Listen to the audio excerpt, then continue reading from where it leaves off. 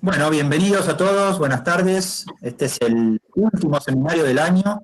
Estos seminarios que estamos haciendo del CITECDE y de la maestría en Ciencia, Tecnología e Innovación de la Universidad Nacional de Río Negro. El seminario de hoy está a cargo de la doctora Ana Clara Carro y el magíster Fabián Andrés Brito, y el trabajo que van a presentar se llama Revisitando la relación entre la universidad y su entorno, diálogos pendientes entre la extensión universitaria y la transferencia tecnológica.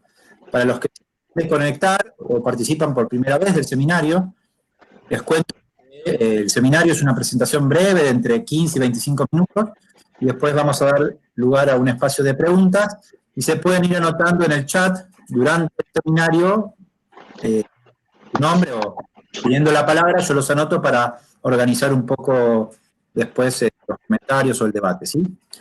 Así que nada, los dejo con Ana y Fabián. Gracias por participar. Bueno, muchas gracias por la invitación. Recuerden, perdón Fabián, recuerden silenciar sus micrófonos los que no lo tienen hecho, así no hay ruidos estos. Nada, muchas gracias por la invitación. Una de las cuestiones que me parece importante arrancar con cuál fue la motivación de este trabajo, ¿no?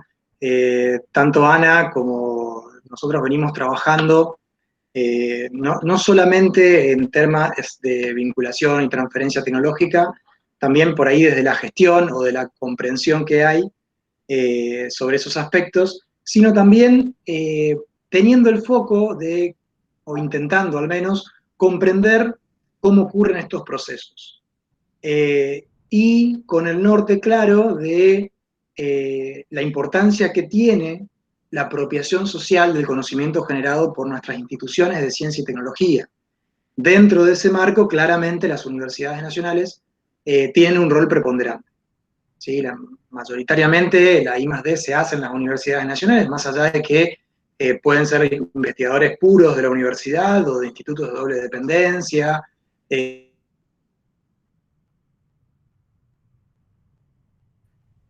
Y dentro de eso viene la lógica de, bueno, cómo se fue desarrollando las distintas misiones de la universidad, poder comprender un poco cómo llegamos hasta nuestros días, ¿sí? Esta concepción de la extensión y la vinculación y transferencia, cómo muchas veces se encuentran implícita y explícitamente disociados en lo que es la gestión y la política universitaria, y lo que para nosotros es sumamente relevante, que estos actores empiecen a mirarse y complementarse, ¿sí? Algo que es importante tener en cuenta es, obviamente que esto, tanto la extensión como la transferencia, comprenden una infinidad de significados, ¿sí? De cómo uno puede encarar, de cómo uno analiza y organiza los procesos. Estos claramente están en muchos casos superpuestos, en muchos casos se complementan, y en algunos otros por ahí no están demasiado vinculados. Sin embargo, hubieron un montón de hitos específicos que fueron haciendo que la institucionalización de estos procesos vayan modelando actividades institucionales diferenciales. En esto algo que es sumamente importante, no sé Ana si podés pasar ya la carátula, gracias, es desde el punto de partida de, bueno, cómo arranca, ¿no? la universidad, en esta idea de que obviamente todavía en la Edad Media empieza la función primordial, ¿no? Que es la docencia de las universidades, cómo esto va transitando y con ciertas particularidades evoluciona hasta principios del siglo XIX, donde ocurre lo que se denomina la revolución humboldtiana, ¿no? Esta idea de incluir a la investigación dentro de las actividades sustantivas que tiene la universidad. Esto es fundamental para ir agregando nuevas disciplinas y incrementar el acervo de conocimientos que tiene la universidad. Ahora, con el devenir del tiempo empieza a ocurrir, y ya en el siglo XX, un poco más avanzado, la introducción de esta idea de tercera misión de la universidad. Y acá es donde, bueno, Argentina tiene una larga historia desde lo que era la reforma, ¿no? De la introducción de la extensión con ciertas particularidades, pero la tercera misión, desde la década del 80, 90, por ahí, tiende a asociarse mucho a transferencia, o desde ciertos aspectos tiende a volcarse a algunas cuestiones muy direccionadas. Sin embargo, cuando uno analiza qué se entiende por tercera misión en trabajos internacionales, uno lo que termina es analizando actividades que en realidad genéricamente se vinculan a la generación, uso, aplicación y explotación de los conocimientos desarrollados en las universidades. ¿Sí? ¿Y cuál es el impacto, cuál es la finalidad en sí misma de ese conocimiento que se genera? Bueno, básicamente la apropiación social de ese conocimiento. O sea, que la sociedad pueda apropiarse, pueda utilizar ese conocimiento, más allá de que el que lo utilice sea una empresa privada o un actor público, una cooperativa, una ONG o lo que sea, más allá de el perfil institucional de quien se apropia de ese conocimiento, que la sociedad en su conjunto pueda incorporarlo. ¿Sí? En ese sentido, también hay una concepción fuerte respecto de, bueno, qué ocurre con esa relación de generación de capacidades que existen en las universidades y la trascendencia por afuera de las fronteras, ¿no? De justamente esas capacidades, que tienden muchas veces a orientarse a lograr esa apropiación social que mencionábamos hace un rato. Dentro de esto, algo que es importante, más allá de las particularidades, similitudes o diferencias que existen entre los dos términos, es que nuestra finalidad es intentar comprender y ver cómo pueden complementarse estas actividades sin pensar en una homogeneización de estas dos funciones. ¿Sí? Dentro de esa lógica, fue quedando como muy en evidencia una separación en términos de gestión y de política de la extensión y la transferencia con el devenir del tiempo. Entonces, en ese sentido, los objetivos que nosotros trazamos cuando arrancamos este trabajo tenía que ver más que nada en, bueno, comprender estas lógicas, ¿no? Tanto las explícitas como las implícitas, que tienen que ver y que subyacen en las actividades de extensión y de transferencia. Dentro de eso, poder comprender las distintas políticas que se fueron suscitando y cómo esto impacta en la funcionalidad de estas actividades.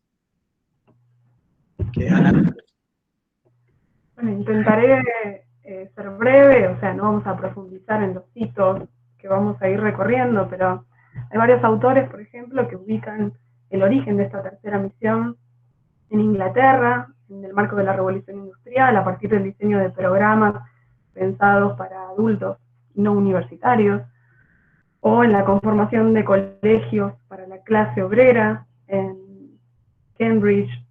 Se me congelaron todos, se escucha bien, ¿no? Sí, sí, se está. Otros autores, en cambio, ubican este origen más bien a partir de Morrill Act en Estados Unidos, con la conformación de los Land-Grant Colleges, que estaban orientados a la promoción de la actividad agrícola, o sea, a fomentar mejores técnicas de cultivo, de cuidados animales.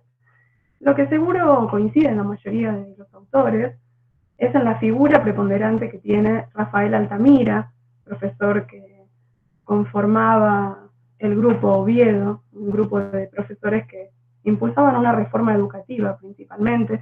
Rafael Altamira, además de escribir bastante sobre temas de extensión y la importancia que tenía extender, o sea, por eso utilizaba este término, ¿no? Los límites universitarios, fue un un promotor de este programa en la Universidad de Oviedo, de hecho es quien inaugura este programa, incluso viaja a Argentina, o sea, los autores coinciden en la figura que tiene de Rafael en lo que después sería la extensión universitaria en Latinoamérica.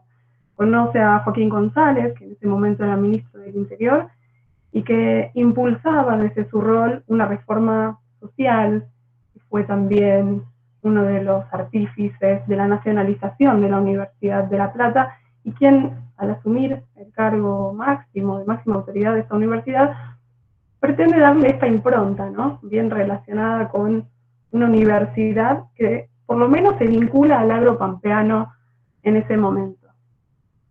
Hay otros eventos, como el primer Congreso de Estudiantes Latinoamericanos en Uruguay, donde se discuten estos aspectos relacionados al compromiso social universitario, pero como decía Fabián, todos coinciden, o está claro que hay un hito fundante de estas discusiones que comienza con la reforma universitaria en Córdoba, cuyo manifiesto liminar refiere que la extensión sería algo así como una extensión del contacto, de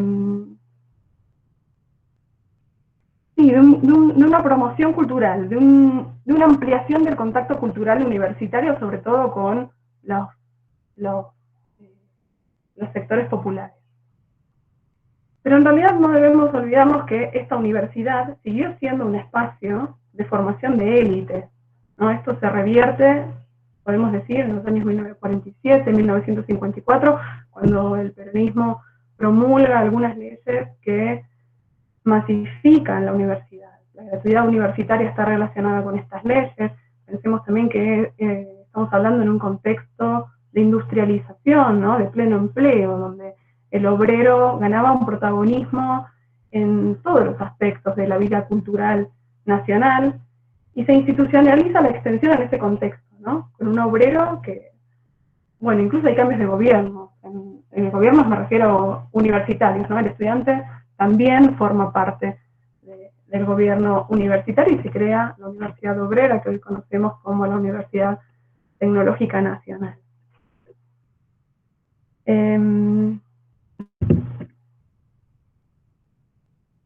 La presentación del plan Previs al gobierno, al golpe de gobierno, ¿no? al gobierno que había a partir del golpe de gobierno que se dio al peronismo, me enredé sola, ponía un foco en la tecnificación rural. Y con esto proponía centrar todo en alguna institución de ciencia y técnica que promocionara, fomentara esta modernización de la vida rural, ¿no? Y dentro de las funciones se crea el INTA, ¿no? A partir de estas recomendaciones del plan Previs.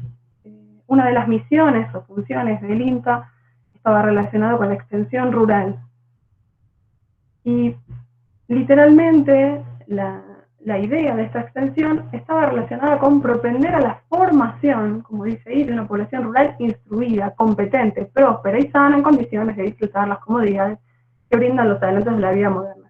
Varios autores muestran en realidad que esto era ni más ni menos que la transferencia de un modelo educativo de organismos multilaterales. Es decir, la transferencia de este modelo y las discusiones que se empezaron a dar en este campo permitió que surgieran desde el mismo campo pedagógico algunas resistencias, críticas o incluso propuestas, y una de las más influyentes hasta el día de hoy, podemos decir, es la que está ahí, es un libro publicado por Paulo Freire. Paulo Freire es un educador brasilero, que interpreta este tipo de extensión rural más bien como una invasión cultural, y propone, en cambio, un acercamiento por un aprendizaje como un modelo y una propuesta más bien dialógica, ¿no? En la que las familias rurales entendieran que sabían mucho y podían ponerse en diálogo con el INTA, ¿no? Y que el INTA no debía necesariamente a los extensionistas acercarse buscando o proponiendo la relación asimétrica que usualmente se veía. Y esto empieza a ponerse en práctica a partir del año 73. Hay algunas experiencias, no solo dentro del INTA, sino de las mismas universidades. Con la vuelta del peronismo, la figura de Jorge Tayana, ministro de Educación en ese momento, fue bastante determinante para superar la visión de la extensión, que hasta ese momento seguía entendiéndose como una promoción cultural, es decir, a través del diseño de charlas o cursos pensados específicamente para algunos sectores sociales, ¿no? Y empieza a pensarse más bien como una intervención social, como un trabajo de los estudiantes en territorio. Y hay algunas experiencias que pueden leerse, al menos desde la UBA, hay bastante escrito, de la Facultad de Arquitectura, de Odontología, de Derecho, de estudiantes trabajando en territorio, ¿no?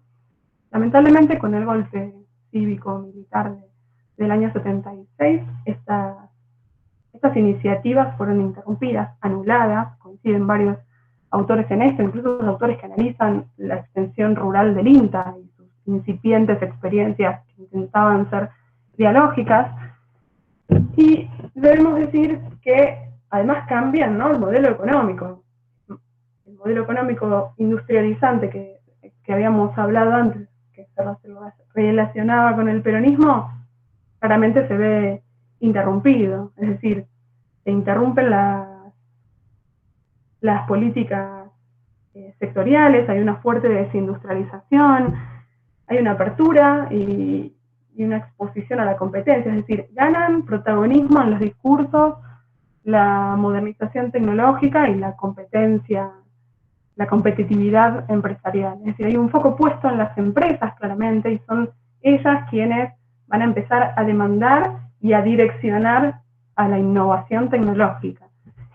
Dentro de los hitos podemos, bueno, además de hablar de algunos encuentros nacionales en los que se evidencia o se recomienda, en realidad son consejos que terminan recomendando este vínculo entre las universidades y las empresas, ¿no?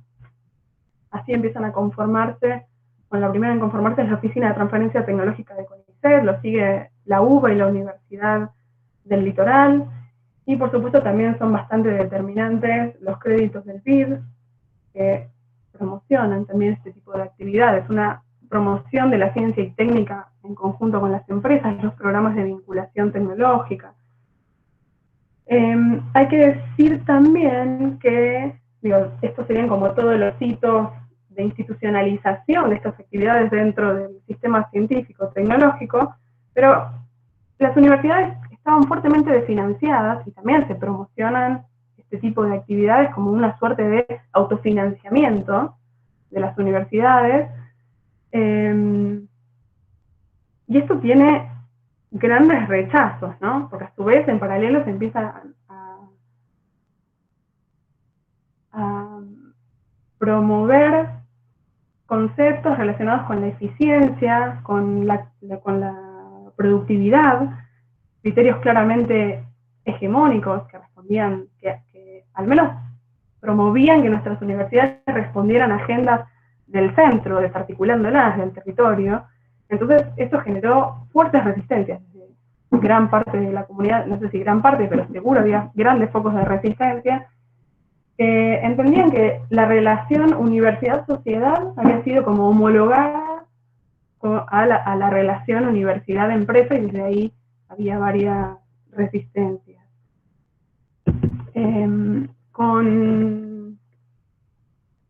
A partir del año 2003, con los gobiernos de Néstor Kirchner y Cristina Fernández, después de la crisis social, económica, política de nuestro país, se retoman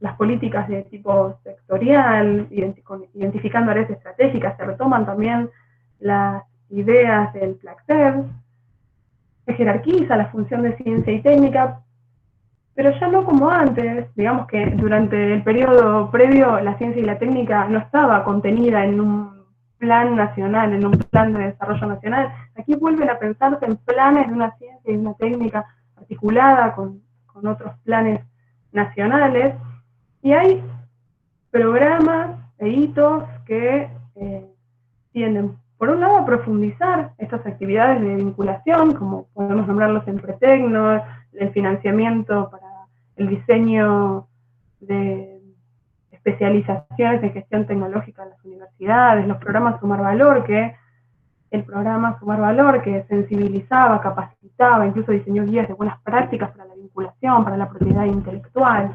Desde la Secretaría de Políticas Universitarias también hubo una promoción o una profundización de este modelo de vinculación tecnológica a través del programa de CAR, que digo, como ejemplos, ¿no? Por supuesto hay mucho más para ahondar y profundizar. La creación de incubadoras dentro de las universidades o de polos tecnológicos, en paralelo a la promoción de actividades, de programas o de instrumentos que también promocionaban una extensión universitaria, como el programa de voluntariado universitario, la creación de las universidades del Bicentenario, 16 nuevas universidades que claramente empezaron a trabajar mucho más ancladas al territorio, ¿no? Y dentro del Consejo Interuniversitario Nacional también podemos ver estos dos como campos de trabajo.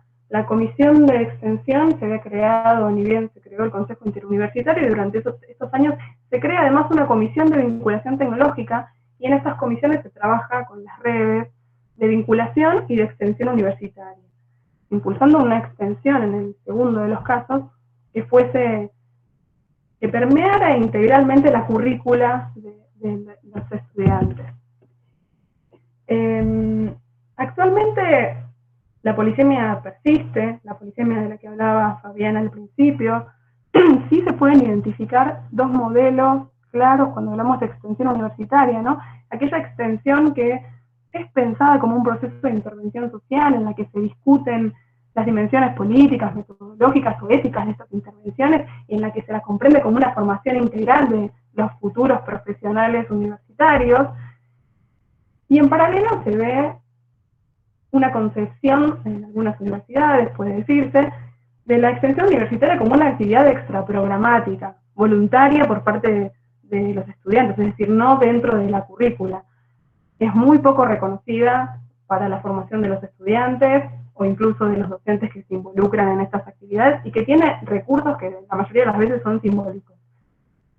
Y también está bastante instalado, en otro orden de cosas, un discurso en el que la extensión universitaria es aquello que las universidades hacen en el ámbito público y la vinculación y transferencia tecnológica en el privado, ¿no? Serían como dos tipos de trabajos dentro de la tercera misión, lo que se conoce quizás en los países centrales como tercera misión, así, ¿no? Como entre lo público y lo privado. Pero en realidad, en la bibliografía aparecen muchísimos otros términos. Como dijo Fabián al principio, nuestra intención lejos está de homogeneizar estos términos. Entendemos que en la riqueza de estas diferencias es en donde podemos pensar distintas intervenciones, o sea, para nada es nuestra intención homogeneizarlo, ¿no? Pero encontramos el concepto de apropiación de conocimiento de López Cerezo, Cámara Hurtado, Ecología de Saberes de Boaventura de Sousa. Se usa también el concepto de cooperación, de responsabilidad social, articulación. Es como que cada universidad va buscando en estos términos las improntas que termina dándole a sus programas. Y otra de las cosas que también se discute o se encuentra bastante es esta idea de las universidades nacionales como agencias de desarrollo en el territorio, como verdaderas articuladoras de un desarrollo territorial.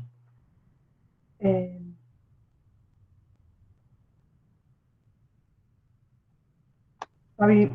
Dale. Bueno, justamente como estaba comentando Ana, acá hay un tema que se empieza a ver y se observa explícitamente en cuanto a cómo se estructuran las estructuras administrativas, ¿no? De gestión en las propias universidades, y eso cómo se plasma incluso en el propio SIN, ¿no? Uno tiene una comisión para extensión, una comisión para transferencia, y algo bastante parecido a lo que ocurre en todo nuestro sistema de ciencia y tecnología, ¿no? Con lógicas generalmente de compartimentos estancos, en donde las distintas áreas no interactúan. Y justamente lo que uno ve es la necesidad de complementarse entre ambas. Muchas veces por las cuestiones de que, algo que redunda mucho en todos los estudios y en los análisis, no solamente nacionales, sino extranjeros, tiene que ver con la idea de la importancia que tiene el conocimiento para el desarrollo. ¿Sí? Creo que eso ya no resiste ningún debate. Ahora, la idea de esa importancia del conocimiento para el desarrollo está asociado solamente si la sociedad en su conjunto, lo charlamos como medio socioproductivo, conocimiento. Si nosotros generamos conocimiento, pero ese conocimiento no logra ser apropiado por la sociedad, ese conocimiento es pasible de o perderse en el camino o, como por ejemplo se denomina transferencia tecnológica ciega, ¿no? De un conocimiento que en realidad es apropiado por actores foráneos. Y que muchas veces el esfuerzo del erario público no tiene una correlación en un impacto social, digamos, que mejore las condiciones de vida del conjunto de la población. Algo que empieza a tener lógica tiene que ver con que todo el conjunto de palabras, tanto en extensión como en vinculación y transferencia, uno empieza a ver que la idea de la vinculación, la idea de la colaboración es fundamental, ¿no? Y cómo en esta idea, si querés ya pasamos a la próxima, en realidad tiene que ver con aspectos que, bueno, básicamente necesitan una reflexión crítica, primero de todo respecto de los planteos en términos específicos de eficiencia y competitividad, la idea de la universidad emprendedora en el sentido de Clark y demás, como mencionaba hace un rato Ana, y estas diferencias que hay de manera explícita entre distintas actividades y funciones de la universidad. Más que nada pensando en generar mecanismos de interacción entre ellos para poder complementar lo que muchas veces ocurre, que es el trabajo en territorio, que suele tener la extensión y la comprensión más acabada de las demandas y las necesidades sociales, con quizás un conocimiento más generado en algunos casos de manera lineal, ¿no? Como el caso de la patente, y esto en realidad viene de la mano de un debate fuerte que tiene que ver con la agenda del investigador. ¿Sí? Hasta dónde uno tiene que pensar en esa autonomía tan plena de la investigación, o hasta dónde el Estado debería tener una articulación y pensar en políticas de Estado que puedan diseñarse teniendo en cuenta las necesidades del medio, teniendo en cuenta las capacidades de la universidad y teniendo en cuenta cuál es la proyección política que se pretende dar al uso de ese conocimiento. No sé si vos querés decir algo más, Ana. Yo lo intenté hacer lo más resumido posible para dejar una ronda de preguntas. Creo que los dos achicamos todo así y quedaron un montón de cosas por decir, pero las ideas generales las presentamos, ¿no? Tienen que ver con esta propuesta dialógica y con la interacción. Entendemos que ambos espacios, campos de discusión y de gestión, tienen mucho que aprender del otro.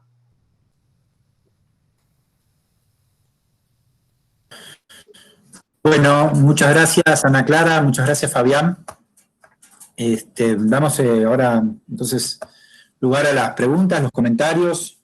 No sé si alguien tiene algo para comentar, se pueden ir anotando en el chat, o si alguien directamente quiere aprender, también puede comenzar porque no hay lista de espera. Yo tengo un par de preguntas, pero las dejo para el final.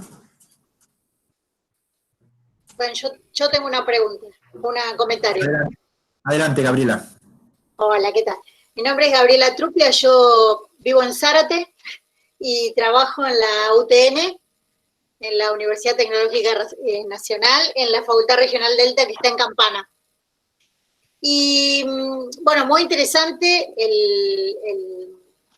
las perspectivas que nos plantearon Ana y Fabián. Me parece que es un buen resumen de precisamente lo que está pasando ahora con todos estos diálogos, pero mi reflexión es que, ¿será que la Universidad Tecnológica Nacional, a mí a veces me parece que es una universidad que no tiene, o cada una probablemente tenga su propio modelo, pero nosotros tenemos un modelo muy particular, o por lo menos que lo hemos vivido muy de cerca, y que a veces en esta construcción de esta tercera misión, la universidad, la UTN ha nacido prácticamente en su ADN con la impronta de relacionarse con el medio.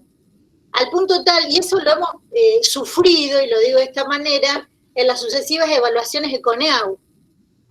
Cuando nosotros hace muchos años, puedo decir, después que la UTN nace, empieza su tránsito de enseñanza, lo primero que incorpora en realidad son centros de servicios, antes incluso que la misma investigación.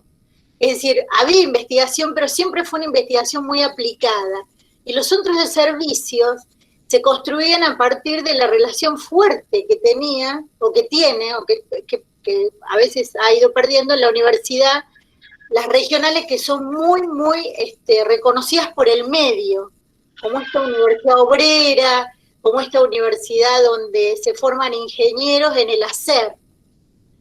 ¿Qué pasó? Siempre nosotros contamos esta historia precisamente por las evaluaciones de la CONEAU. En la década del 90, cuando aparece el programa de incentivos, nosotros no teníamos mucha investigación, pero nos obligan, dicho por los investigadores, prácticamente a transformarse todos estos grupos que hacían servicios de primerísimo nivel, porque estaban los centros el grupo, por ejemplo, el grupo de energía que fue pionero en temas de eficiencia energética en el país, y había muchos en el país, tuvieron que empezar a hacer investigación y entrar en la lógica de la investigación. Uno va leyendo las sucesivas evaluaciones de CONEAU que nos van indicando que, por ejemplo, las investigaciones no son disciplinares. Empieza a circular esta palabra, ¿no? Estas nuevas palabras para nosotros. Investigaciones disciplinares, transferencias, algo que los cuales nos tuvimos que ir transformando para poder acreditar, porque si no, incluso hasta los mismos formularios, cuando uno ve de la CONEAU, está la parte de investigación, la parte obviamente de enseñanza, y la parte de extensión. Y en la parte de extensión está todo. Si ustedes ven el formulario de CONEAU, está todo. No hace esta discriminación en vinculación y extensión. Entra todo. Y nosotros ahí empezábamos a poner todo, y los evaluadores empezaban, no, bueno, pero esto es en realidad tal cosa, y tuvimos que hacernos hasta nuestro propio glosario, si se quiere, y aprender a cómo eran los otros modelos universitarios para un poco transformarnos. Ni hablar que cuando tuvimos una evaluación de la función I+D+I, con el Ministerio de Ciencia y Tecnología, en algún momento el grupo de evaluadores, que era la mayoría de CONICET, en algún momento, lo voy a decir, me acuerdo, tal vez no haya sido tan brutal, pero así me quedó registrada la vivencia, que decía que los servicios no tenían que distraer la investigación básica. Era como que nosotros nos estábamos dedicando a algo que finalmente no era para poder acreditar la función I+D+.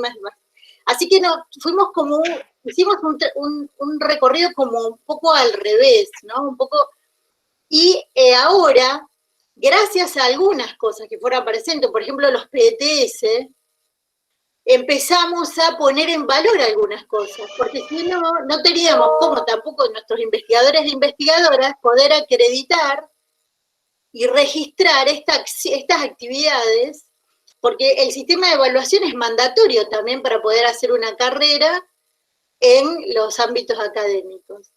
Entonces, nosotros tenemos una gran experiencia, y de hecho, yo hablo de la regional, ¿no? Porque, por supuesto, las regionales tienen distinta trayectoria, pero me parece muy interesante también llevar esta discusión al ámbito de una universidad como la UTN, que ha tenido este recorrido como distinto, me parece, estoy pensando en la UBA, yo también fui secretaria adjunta de investigación en Exactas, que es otro planeta, digamos, ¿no? De las Exactas de la UBA, que teníamos Incubacen, y bueno, otro planeta, la verdad. Pero muy interesante y además ahora como, bueno, estoy haciendo mi tesis de maestría en gobierno local y quiero ver cómo este ámbito, esta universidad se transforma, cómo lo ven realmente en un agente de desarrollo local, con todos los condimentos que ustedes fueron mencionando, ¿no? Que me aportó mucho para hoy hacer ahora este breve, no sé si desordenado, reflexión. Así que les agradezco mucho y voy a tomar todos los conceptos que fueron dando, ¿no? Gracias. Gracias, Gabriela. Ahí Manuel se anotó para una pregunta.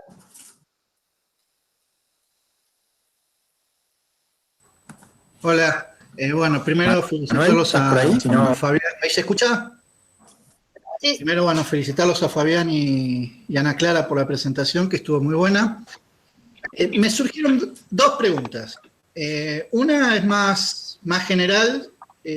Ustedes mencionaron lo que fue en su momento la crítica de Paulo Freire, y me hace acordar mucho la postura de Rinesi cuando fue rector de la Sarmiento, en el sentido de dejar de hablar de extensión y empezar a hablar de cooperación social, ¿no? Esta idea de dejar de pensar a la universidad como con una frontera, que tiene que salir de esa frontera y ir hacia la sociedad, sino permitir que la sociedad ingrese a la universidad, que además eso supone que el saber está contenido en la universidad y es la que tiene que ir a explicar a la sociedad cuáles son sus problemas y las soluciones para resolverlos, ¿no? Entonces, ser más permeable a que hay otros conocimientos valiosos, además de los que se generan o producen en las universidades.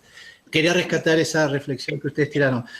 Ahora, mi pregunta es si la BITT también no está pensada en esos mismos términos, o sea, esa crítica que hizo Freire a la extensión, uno también la podría hacer a la BITT, esta idea de que la universidad tiene que ir y transferir conocimiento a las empresas, y a la empresa parecer como un sujeto que de alguna manera requiere de la universidad para poder generar actividades innovativas, desarrollo tecnológico y eso, ¿no? O sea,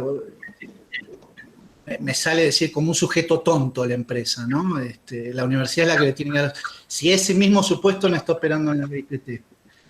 Y la otra pregunta es si, la segunda línea es que plantearon ahí, me gustaría ver si pueden profundizar un poco más, esta tensión de que la extensión es extensión en tanto hay bien público y la BITT es BITT en tanto el bien es privado, ¿no? En uno, la universidad difundir conocimientos, y en el otro ese conocimiento está objeto de una apropiación privada y por lo tanto la diferencia sería de tipo contractual y la forma en que se apropia el conocimiento. Si solamente podemos pensar la BITT y la extensión diferenciadas en esos términos. Y tercero, por mi experiencia que trabajé en un VT en los 90, si hicieron alguna reflexión respecto a ese arreglo institucional que se pretendió hacer en los 90 de hay poca extensión y vinculación en las universidades y los organismos ST, hay que crear un tercer actor que es el que tiene que hacer de nexo, el que se crean las VT por la ley 23877, instrumento que después fue desvirtuado con la ley de educación superior que reconoce automáticamente a la universidad como unidad de vinculación tecnológica, independientemente si tenga un área administrativa o de gestión para eso, ¿no? Si hicieron alguna reflexión del conflicto en términos de gestión, con la aparición de este tercer actor por fuera, que es el que tiene que hacer un nexo entre la universidad o los organismos IT y las empresas. Esos son mis tres comentarios. Gracias, Manu. Sandra estaba anotada. Sandra Murrielo. Sí. ¿Hacemos todas las preguntas juntas? Bueno. Bueno, una reflexión nada más acerca, la pregunta es si tienen alguna reflexión respecto a el papel que jugaron tanto la extensión universitaria como la vinculación, con todas las discusiones que se implica de denominaciones, en este contexto pandémico, COVID, digamos, cómo se articularon estas funciones o no desde las universidades frente a algunos hechos que me parecen llamativos, como por ejemplo, que en todo el año la SPU, por ejemplo, no ha hecho ningún tipo de convocatoria de proyectos de extensión cuando anualmente por lo menos había dos convocatorias, cuando universidades como la nuestra no ha hecho ninguna convocatoria de extensión en todo el año, donde sin duda yo creo que teníamos mucho para hacer y mucho para aportar también en términos de extensión y de comunicación con la sociedad y con otro tipo de demandas. Fue muy difícil canalizar cualquier cosa que no fuera canalizado a través de la investigación. Entonces, mi pregunta es si tienen alguna reflexión respecto a, digo, yo estoy poniendo 2 ejemplos, pero posiblemente haya un panorama muchísimo más amplio para analizar. Estas son cosas que a mí me llaman la atención, nada más. Bueno, gracias, Sandra. Me anoté yo. Podemos hacer después la ronda de respuestas. Y si hay más preguntas, las dejamos para una segunda ronda, ¿les parece? Yo tengo dos preguntas y un comentario. La primera pregunta está asociada más en términos metodológicos al respecto del trabajo que hicieron, o no sé, preguntar en esa dirección. Al principio decían que iban a detectar las lógicas, o tratar de detectar las lógicas explícitas e implícitas, ¿no?, de la vinculación y la transferencia. Entonces a mí me surge ahí la duda, ¿cómo trabajaron o piensan trabajar con las lógicas implícitas? ¿Cómo es su abordaje para tratar de ver eso, ¿no? Que no, bueno, me interesa que cuenten un poquito.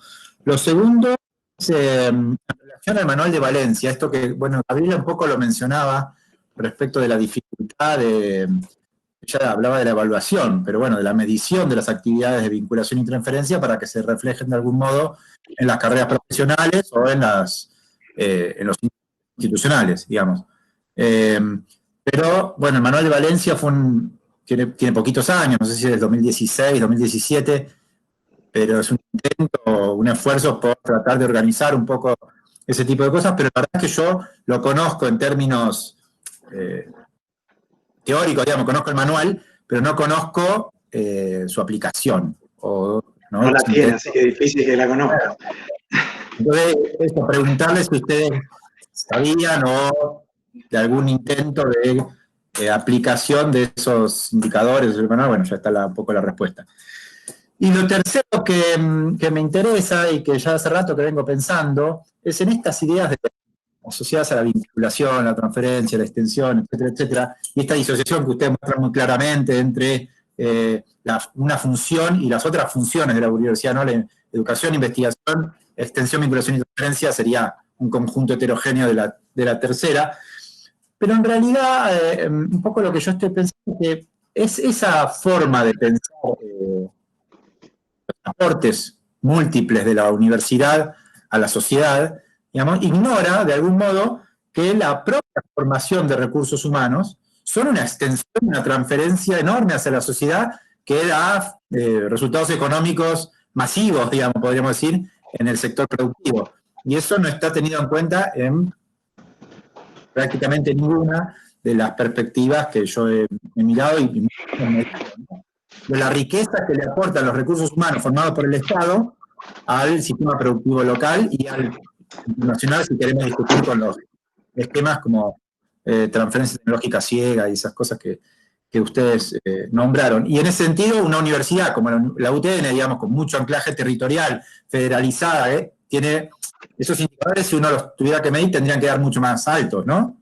Porque, bueno, justamente está insertada en el territorio y sus problemáticas. Así que, por ahí, agregarles algún nivel de complejidad o que pueden comentar en su búsqueda respecto a esto. Perfecto. Bueno, no sé, Ana, si querés empezar vos, ¿querés que empiece yo? Como quieras. ¿Querés empezar a poner yo me meto? No sé. Dale. Me anoté todo en orden. Me anoté en orden las preguntas, decía. Quizá podemos dialogar primero con Gabriela y después con Manuel, no sé. Sí, yo lo tengo así también. Dale. Bueno, en ese sentido, bueno, antes que nada, gracias por haber participado. Gaby, un gusto verte. Últimamente nos estamos viendo solo así. Pero bueno. A ver, respecto de la UTN, claramente es una universidad que por su inicio, ¿no? Se crea el salmón del sistema científico-tecnológico, ¿no? Viene en contramano, como vos decías. Todo el sistema científico, lo que es el CONICET y demás, se crea con una impronta de Husey de el conocimiento de frontera y la importancia de desarrollar ese conocimiento que es el que importa. Cuando la UTN tiene una dinámica y una impronta completamente diferente. Esas diferencias en realidad son transversales al sistema. El que hace vinculación y transferencia está mal visto en general, en exactas, no hay mucho más para decir, cómo ocurren esas cosas. Creo que hay una cuestión que tiene que ver con la propia percepción por parte del propio sistema sobre estas actividades, la valoración que tiene y algunos aspectos de política, ¿no? Porque en realidad se habla mucho, se viene hablando desde que yo empecé a leer estos temas, sobre la necesidad de que el CONICET cambie la valoración de las actividades para el ingreso y el ascenso en carrera de temas de vinculación y transferencia. Sin embargo, suele ocurrir que, a ver, cambiaron el reglamento, pero la gente que evalúa es la misma. Entonces, cuando llegan a evaluarte, sí, está bien, la regla dice que, no sé, una actividad de I+D conjunta vale lo mismo que un paper, pero después la persona que te evalúa quiere papers. Entonces, la cuestión de subjetividad que ocurre en eso es muy fuerte y tienen que ver algunas cuestiones como, a ver, esta idea que nosotros hablábamos de la complementariedad de los actores, ¿sí? Así como nosotros lo hablamos al interior de la universidad en términos de extensión y transferencia, esto también ocurre en el conjunto del sistema, ¿no? Porque de repente la UTN puede tener y puede abocarse, porque en general el perfil de los docentes de la UTN también es específico, es completamente distinto a, digamos, el cuadro más genérico de investigadores. Sin embargo, de vuelta caemos en la lógica de compartimentos estancos, ¿no? En donde muchas veces no necesariamente todas las universidades tienen que hacer lo mismo, no necesariamente todos los investigadores tienen que hacer lo mismo. Lo que sí ocurre ahí es una gran falencia del propio sistema en, primero, cómo evalúo lo que hace cada uno, cómo cuantifico la valoración de eso, y la falta de definiciones políticas de cómo yo oriento las actividades de I+D+I. No sé si vos querés decir algo, Ana, y después avanzamos sobre los otros. Agradecerle a Gabriela que está acá. Para mí Gabriela es una referente por toda su experiencia en gestión, así que escucharla, ella dijo algo así como mis ideas desordenadas y para mí tienen siempre muchísima claridad. Y coincido con Fabián bueno, y con lo que vos estabas diciendo, Gabriela, ¿no? La Universidad Obrera se crea en un momento muy particular en que el peronismo, a través del diseño de sus planes quinquenales, o de por sí concebía una ciencia con un propósito inserto en un plan nacional que le daba sentido, ¿no?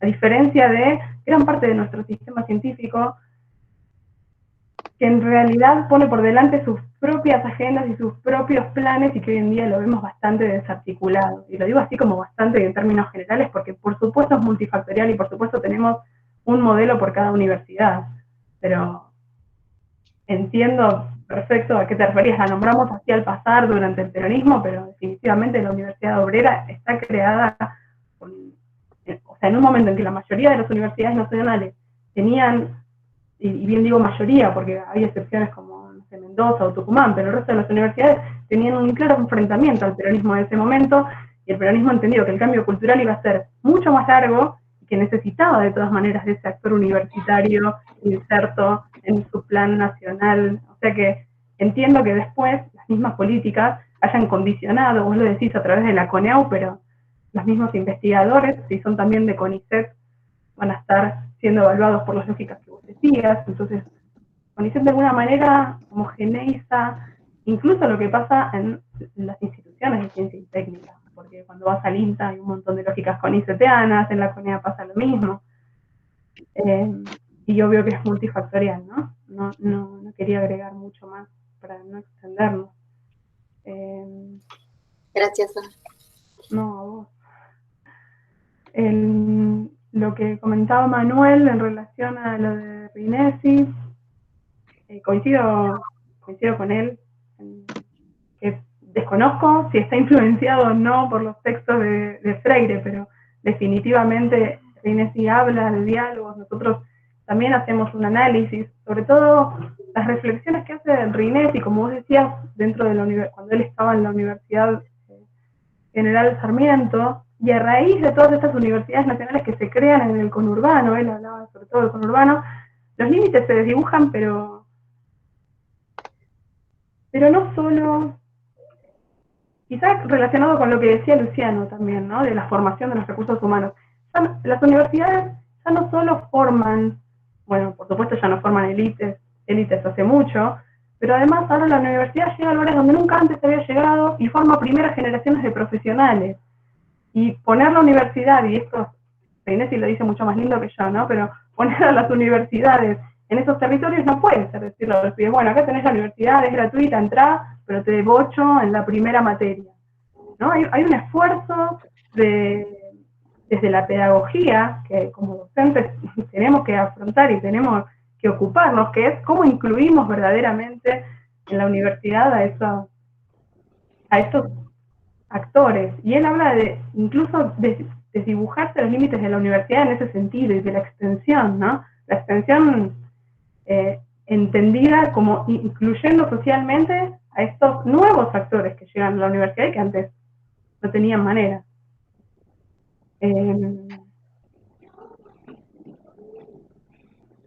No sé si iba a decir mucho más sobre esto.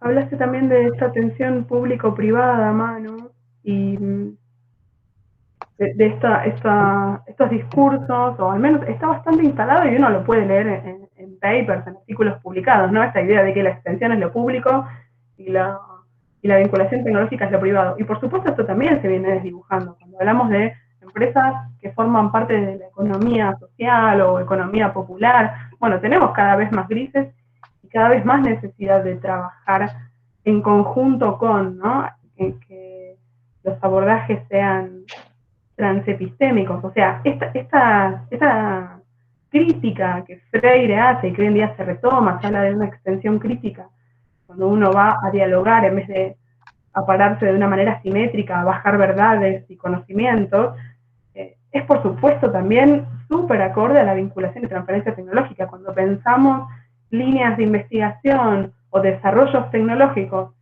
que son concebidos dentro del laboratorio, desarticulados del territorio y sin haber entrado en diálogo con las empresas, bueno, por supuesto le cabe a este tipo de actitudes, de actividades ofertistas, la misma crítica, ¿no? La falta de diálogo, la falta de un arraigo, contextualización en la elección de una línea de investigación o de estos desarrollos.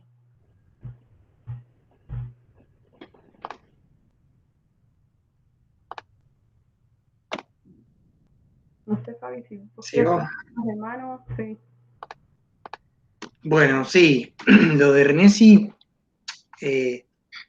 hay una cuestión, e incluso el planteo de él se ve un poco en cómo lo toma, y esto después lo vamos a retomar en lo que planteaba Luciano, pero en cómo crean la secretaría, que ahora está Oscar Galante, y cómo la piensan a esa secretaría y cómo están integradas muchas funciones, ¿no? Esta idea de la colaboración, muchas veces no desarticuladas. En el sentido a ver, como vos hablabas de la empresa como ese actor bobo, me parece que hay una cuestión que está muy estudiada, pero muchas veces no sé si por diferentes cuestiones no se las termina de tomar en cuenta, que tienen que ver con las capacidades de absorción, ¿no? Y esto hay veces que no está del todo instalado, ¿no? La empresa, cuanto más de frontera es el conocimiento, necesita un umbral mínimo de capacidades, ¿sí? Porque si no, ese conocimiento no puede permear en la organización. muchas veces eso se deja de lado. Claramente, digamos, esta idea de asociar por ahí lo público y lo privado también tiene mucha incidencia lo que fue ocurriendo con la idea de la innovación abierta, ¿no? Y cómo muchas veces se tercerizaba la I+D y cómo eso permitía disminuir costos fijos, altos, que tenían que ver con los laboratorios de I+D. Sin embargo, cuando uno estudia y analiza qué es lo que pasa a nivel de las grandes universidades, a nivel mundial, uno lo que ve es que los mayores contratos, incluso los mayores ingresos que tienen las universidades y los centros de CIT, están mucho más vinculados a actividades conjuntas, no tanto la idea de licenciar patentes. Y eso es importante porque empieza a generar una dinámica diferente de interacción de la universidad con el territorio. Y ahí esta idea de lo público y lo privado se queda un poco difuso, ¿no? Porque está bien, por ahí es más fácil medir el impacto de una nueva tecnología que es aplicada a una empresa y eso me genera específicamente una reducción del costo de X cantidad de pesos, ¿no? Ahora, es mucho más difícil cuando en realidad yo lo que hago es generar un sistema de, no sé, potabilización de agua para poblaciones rurales que le permita, no sé, poder filtrar el arsénico y eso deriva también en un impacto social de mejor salud pública. Sin embargo, claramente es mucho más complejo determinar esas cuestiones y hay veces que pensarlo de esa manera termina teniendo la misma lógica de los compartimentos estancos que pensábamos al principio, ¿no? Que justamente nosotros lo que bregamos es por romper esa lógica e intentar no que todo sea un gran paquete, sino que existan dinámicas individuales, pero que esas dinámicas puedan verse, puedan complementarse y puedan aprender mutuamente. Porque se necesita el conocimiento de frontera que difícilmente trabaje sobre la parte de extensión, pero se necesita muchas veces la comprensión del trabajo de campo que viene de la mano de muchas actividades de extensión y de esa comprensión de aspectos vinculantes. Lo último que mencionabas, o por lo menos lo que yo más agendé, es el tema del rol de la UET. Claramente para mí el tema de la UET, de cuando se crea el perfil de UET y cómo eso se modifica con la Ley de Educación Superior, hay un antes y un después, eso está claro. Sí me parece que el rol de la UET, y cuando uno analiza en realidad qué pasó con las UET, termina viendo que en su gran mayoría, esto no significa que todas sean iguales, pero en su gran mayoría el elemento filosófico, digamos, con el que se crea la UET, que eran las oficinas de liaison francesas de vinculación, no tuvo el impacto o no tuvo el rol que se pretendía en la ley. Y terminaron siendo ventanillas, ¿no? En donde, en realidad, para presentarme al Fontar, yo tenía que venir con un sellito de goma que decía que tenía que venir por la UET. Y muchas veces lo que terminó pasando es eso. Y me parece que no todas, de vuelta, hay algunas que funcionan muy bien, pero son la gran minoría. Perdieron su razón principal, que era la de vincular actores, la de poder comprender y ayudar al proceso de matching entre oferta y demanda de conocimientos, saberes y tecnologías.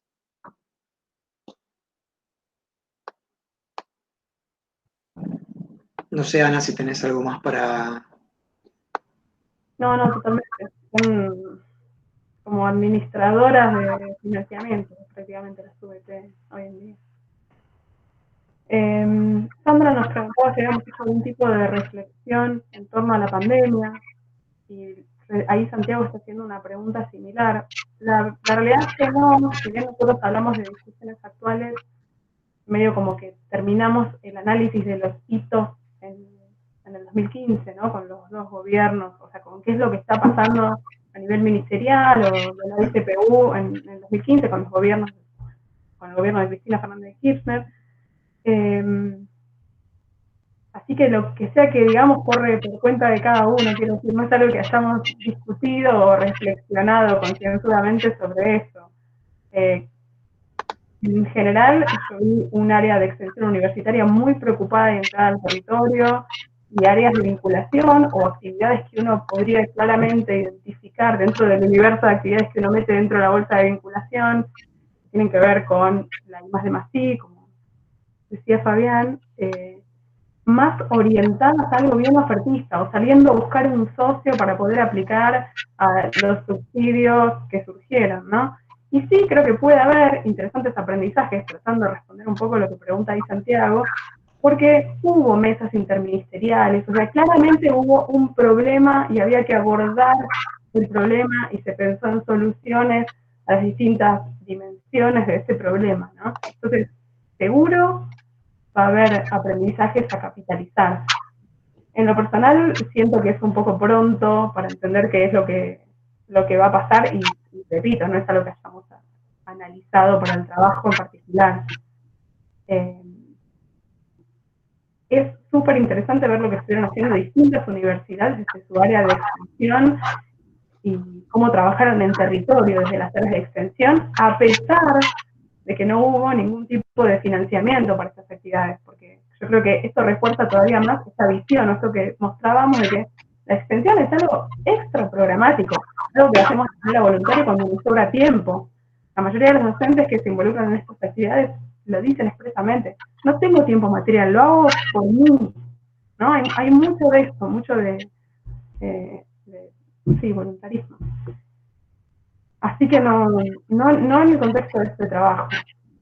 No sé, Fabi, si vos querés decir algo. Sí, también a título personal, porque efectivamente no es algo que lo debatimos en conjunto, más allá de que a lo largo del trabajo hemos tenido, creo que casi un 100% de coincidencias en los planteos.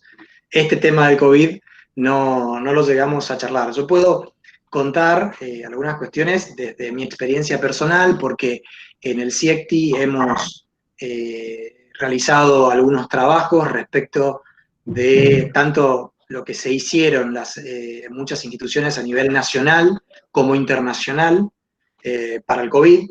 Así que si por ahí a alguno le interesa puede entrar y puede ver en la página del CIECTI las publicaciones. Hay una de la red ISPA y otro, el dossier 1 y 2, que hablan de estas cuestiones específicas, de qué fueron lo que estuvieron haciendo distintas instituciones.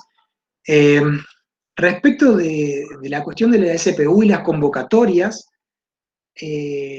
no tengo claro, no puedo decir que eso es así, pero claramente estamos en un contexto de restricciones presupuestarias muy fuertes y me parece que la ausencia de cierto tipo de convocatorias obedece a una lógica de priorización del gasto, en el sentido de, claramente en una época de vacas flacas, se priorizó el desarrollo de algunas convocatorias muy orientadas. Algo que sí me parece que quedó claro es que eso se nota. Nosotros hemos hecho muchos estudios y muchas evaluaciones de instrumentos de la agencia, y lo que vimos ahora a partir del COVID es una cuestión de articulación del sector público mucho más aceitada. Por ejemplo, los kits de diagnóstico que se aprobaron tuvieron una aprobación de la ANMAT en tiempo récord.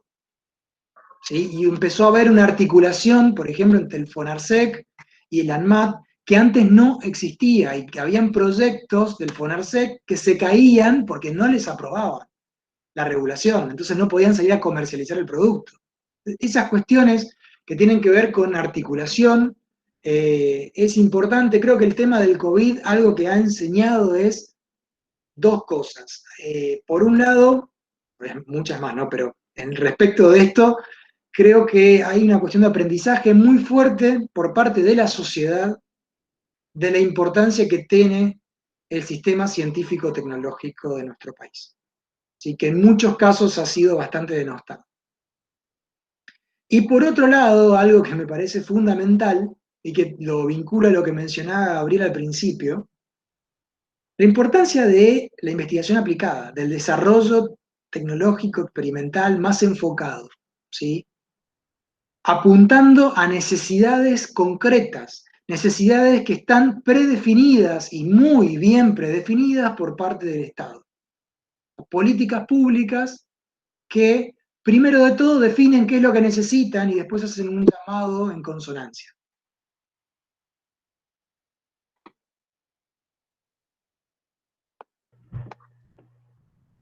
De hecho, en estos ámbitos de discusión, charlas, esos espacios de reflexión desde adentro del sector científico-tecnológico, se puso muy de moda hablar de políticas misión orientadas o de abordajes problema-solución, ¿no?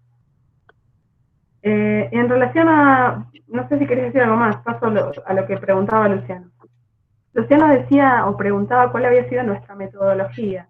En realidad no abordamos ampliamente o específicamente el tema de las políticas como política implícita, o sea, hicimos análisis de las políticas y a eso nos fuimos a acompañar que aparecían junto con estos hitos, ¿no? Por ahora está mucho más relacionado con los discursos que aparecen en estos momentos de cada uno de estos hitos y cuál es la percepción que definitivamente condiciona y es condicionada por los actores, ya sean quienes diseñan las políticas públicas, los investigadores, ¿no? Por los mismos ámbitos que en nuestro trabajo estamos intentando a dialogar. Porque, como lo estamos diciendo desde el principio, entendemos que la vinculación tiene mucho que aprender de las discusiones de territorio, de anclaje, que se dan en el campo de la extensión universitaria, y probablemente la extensión de cómo la vinculación se ha ido institucionalizando y familiarizándose, o trabajando de manera mucho más mancomunada con la investigación. O sea, no pensamos a la vinculación tecnológica como algo tan desconexo o tan voluntario, ¿no? Entonces, por nombrar ejemplos, seguro, o algo que uno puede identificar relativamente fácil, seguro que en los diálogos hay muchísimo más para que los espacios aprendan. Y en relación a lo del manual de Valencia, me causó un poco de gracia, no creí que lo ibas a decir de esa forma, Fabián, pero es cierto que por ahora hay algunas pruebas piloto en algunas universidades, ¿no? Es bastante como incipiente la implementación de estos indicadores. Y por supuesto se pueden hacer 1.000.000 de observaciones sobre los indicadores. Además de que incluso presenta grises en qué se supone que es la extensión, ¿no? La define como muy por arriba la extensión universitaria del manual y no, bueno, por eso digo que es como incluso discutible, o reflexionable, problematizable. Y en relación a lo que decías de la formación, creo que un poco ya lo respondimos. La vinculación tecnológica, la vinculación universitaria con el medio, en el medio, la contempla. Cuando uno va a la bibliografía, es el canal tradicional por el que las universidades se están vinculando, ¿no? La formación de recursos humanos es el primero de los canales por el que la universidad se trabajaba en territorio, digamos. Y eso se ha ido complejizando y los límites son cada vez más difusos, como decíamos cuando trajimos el tema de Rinesi. Y creo que no mucho más. Bueno, en mi caso también, la cuestión implícita uno la percibe, ya que hemos entrevistado y tenido charlas con una infinidad de actores relacionados a estas temáticas y vos vas infiriendo, pasa, qué sé yo. Queremos hacer tal cosa con la universidad, ah, no, eso es de tal área. O no, eso se encarga tal otra área. No está escrito, pero pasa. Y después, explícitamente, claramente, hay una diferenciación de funciones y creo que en el SIN, las comisiones específicas de cada una de las cosas lo manifiestan, ¿no? Por otro lado, bueno, la idea del manual de Valencia, de vuelta, ¿no? Me parece que no da tampoco el tiempo como para entrar a profundizar. Hay muchas cuestiones que tienen para detallar, ¿no? Que no es la construcción mera de indicadores, entonces complejiza más la implementación. Pero al mismo tiempo, también es cierto que implementar indicadores de vinculación y transferencia está, digamos, es un paso ulterior al desarrollo de un sistema de gestión que permita tener recopilada y sistematizada toda esa información. Sí, o sea, hablar hoy por hoy de un manual de Frascati es más fácil. ¿Por qué? Porque hace 40 años, 50 años que se viene aceitando esos mecanismos, ¿no? Entonces, muchas veces lo que ocurre es que el periodo, desde que salió el manual hasta ahora, fue muy corto, fue un periodo encima en donde nuestras instituciones de ciencia y tecnología atravesaron momentos bastante difíciles en términos institucionales y en términos presupuestarios. Entonces, pensar en el desarrollo de una plataforma que te permita incorporar esa información y después presentarla en términos sistematizados, resulta sumamente difícil. Y respecto del rol de los recursos humanos, claramente es clave. De hecho, cuando uno analiza las dimensiones por las cuales la universidad puede vincularse, puede ejercer el rol de la tercera misión, la formación de los recursos humanos es fundamental. No solamente porque vos estás de última transfiriendo un conocimiento embebido en esa persona, sino que también esa persona actúa como una red de contactos.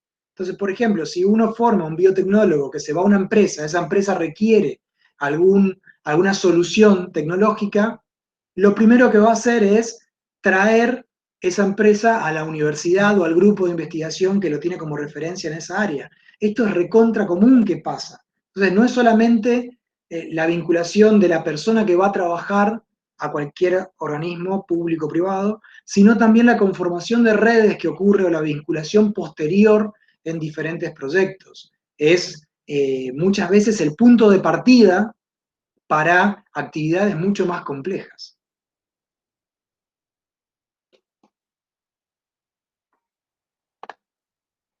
Creo que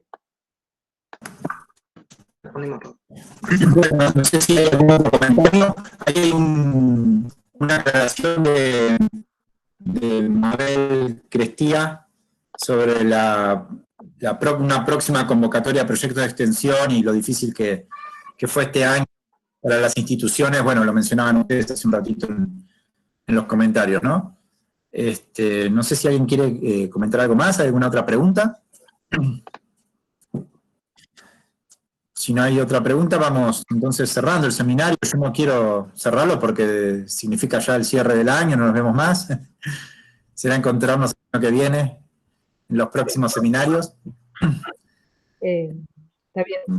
Pero bueno, gracias a todos. Sí, Sandra. No, que quería decir una cosita respecto al comentario de Mabel, porque va en torno a lo que yo comenté, que digamos que mi pregunta venía no solo específicamente por el tema de la Universidad Nacional de Río Negro, sino que justamente me parece, o sea, mi pregunta iba a la desarticulación que yo veo que existe en el sistema universitario entre lo que es la extensión, la vinculación y la investigación como funciones, y que frente a situaciones hipercríticas, digamos, indiscutiblemente críticas, como las que estamos viviendo, las convocatorias, como bien decía Fabián, ¿no? Hubo convocatorias muy orientadas, pero muy orientadas hacia algunos aspectos de la investigación científica, que no contemplaron tampoco la complejidad de la situación social, comunicacional y de investigación imprescindible desde ya de métodos de detección, vacunas, todo lo que se está desarrollando que sin duda es necesario, pero me parece que ha sido una visión, sin embargo, muy parcializada. Esa es una mirada que da para todo un seminario, digamos.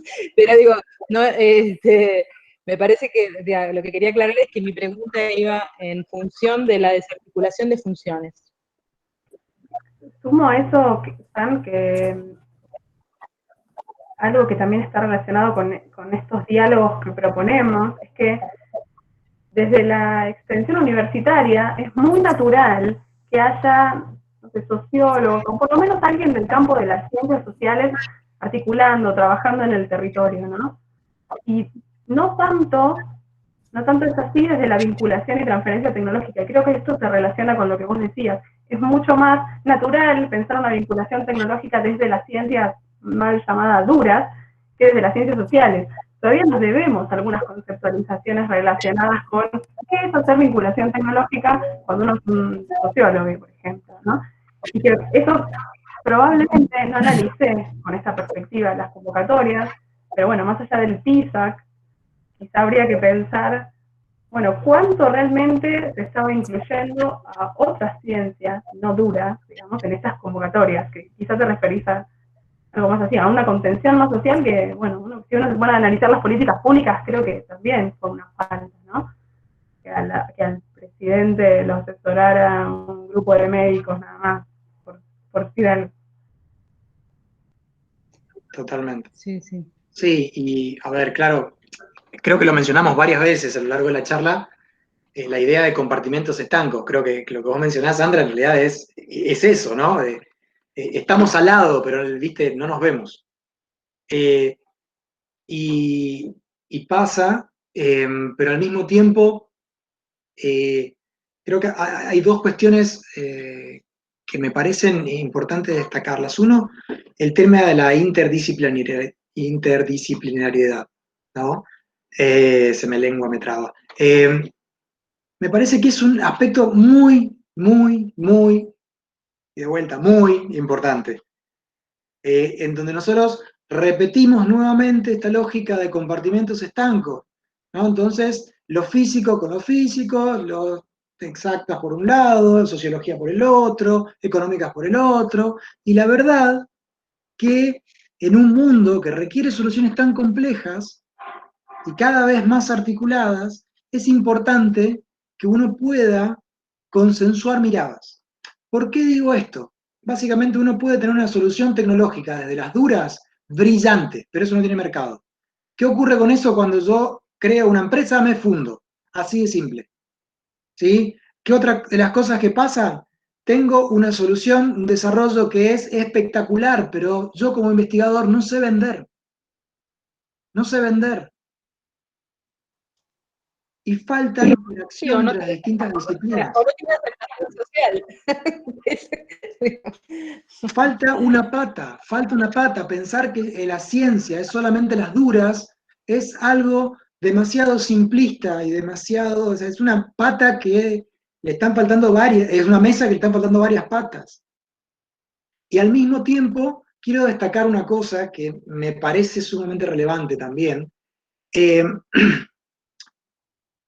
Nosotros hicimos, les comenté, un relevamiento respecto de qué estaban haciendo los otros países, ¿no? Respecto del COVID. Y hay dos cosas que me parecen sumamente importantes para destacar. Una, cómo los países, por un lado, pensaban en cómo hacemos para surfear lo mejor posible esta pandemia. Pero todos los países desarrollados, repito, todos, estaban largando convocatorias orientadas al mediano y largo plazo. ¿Por qué? Porque la pandemia claramente nos va a cambiar la realidad, nos va a cambiar las reglas de juego, y los países en realidad estaban pensando cuál va a ser el mundo del futuro. ¿Y por qué digo esto y por qué me parece importante? Porque también la gran mayoría de los países estaban largando, y en relación a lo que vos decías, Sandra, convocatorias específicas para las ciencias sociales. ¿Por qué? Porque para comprender cuáles van a ser las nuevas reglas del juego, lo que tenemos que comprender es la sociedad. ¿Sí? Nosotros necesitamos saber qué ocurrió con la sociedad en la pandemia, qué está ocurriendo, cómo se va a perfilar a futuro, ¿sí? De qué manera vamos a comunicar las cosas, porque de acuerdo a eso también va a ser la forma en que nosotros podamos comercializar las cosas. Y hay un montón de cuestiones que vienen vinculadas a eso, que, de vuelta, tenemos que en nuestro caso ser conscientes que ahí existen restricciones y limitaciones presupuestarias enormes. Pero que claramente es una pata que me parece que le falta a nuestro sistema científico y tecnológico.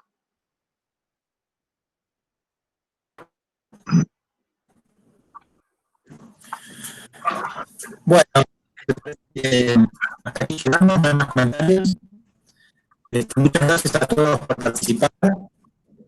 Les recuerdo de nuevo que este es el último seminario del año, pero haremos siguiendo el año que viene. Todavía no sabemos fecha, no estamos organizados como el pero ya pondremos una fecha para seguir haciendo los seminarios y también les informaremos como corresponde. Así que gracias a todos por participar. que terminen bien el año, felices fiestas, y ojalá que el 2021 nos encuentre un poco más presenciales, ¿no? Ojalá.